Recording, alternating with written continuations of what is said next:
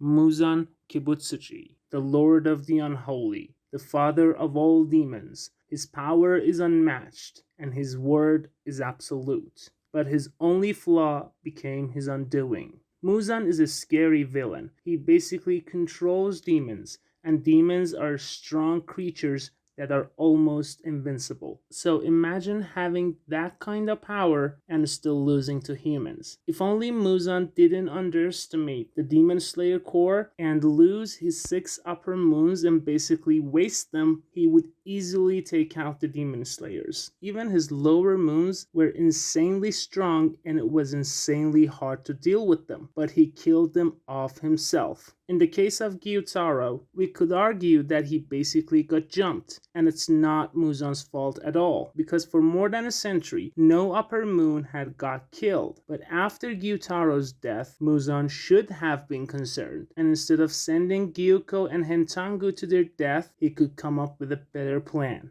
Let's see how Muzan could win against the Demon Slayer core. Don't forget to subscribe so you could watch cool videos every week. After Gyutaro's death and summoning the upper moons, Muzan finds out that Gyoko has found some really valuable information. He knows the location of the swordsmith village. Muzan seizes this opportunity and sends all of the upper moons to the village. He puts Kokoshibo in charge of the squad and orders him to bring back any demon slayer they find in the village alive. Now, this plan already looks much better because not only any resistance can be crushed easily, but also when on the offensive, upper moons could use their full potential. Remember that we didn't see Doma unleashed because he was poisoned right away, and Akaza basically gave up himself. So none of this would happen, and the top 3 demon moons could go nuts. Okay, back to the plan. After attacking the village, Kokoshibo and the other moons capture Nezuko and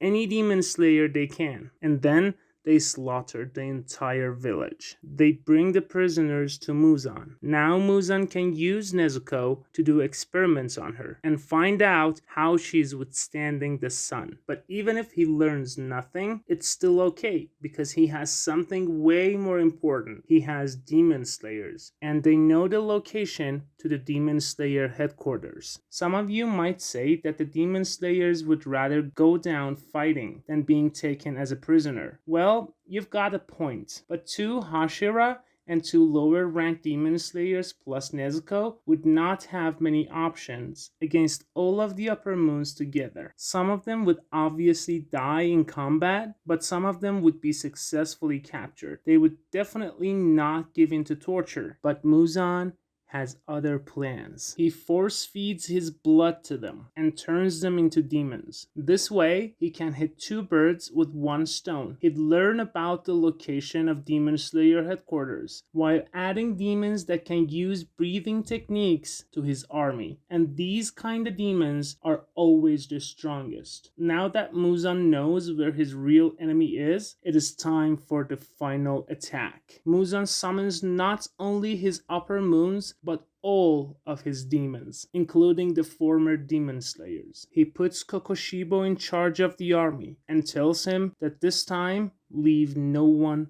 alive. As soon as the sun sets, demons begin their assault. The Hashira and other demon slayers run to the gates in shock. They see their former comrades, malformed, standing beside Kokoshibo, Doma, and Akaza. Without saying a word, Kokoshibo raises his hand, and suddenly hundreds, if not thousands of demons swarm the place. As soon as Hashiras run towards demons, they are stopped by Kokoshibo and the elite squad. The lower demons are tasked with keeping the other demon slayers in check, while the upper moons take care of Hashiras. It's every living Hashira against the upper moons plus turned demon slayers. Some of the Hashira rush towards Kokoshibo, thinking if they kill the demon's commander, then there would be hope. But suddenly, ice takes over. They are frozen in their places. They see Doma, laughing and taunting them. And before they have the time to act, lightning strikes. It is Hentangu, who's already divided himself in four. Some of the Hashira maintain their consciousness and break away from the ice, but they're instantly met by Akaza, Kokoshibo, Hentangu, and an army of fish monsters made by Gyoko. The Hashiras fight bravely and even manage to kill Gyoko and Akaza, but it's just not enough. Before sunrise, the Demon Slayer core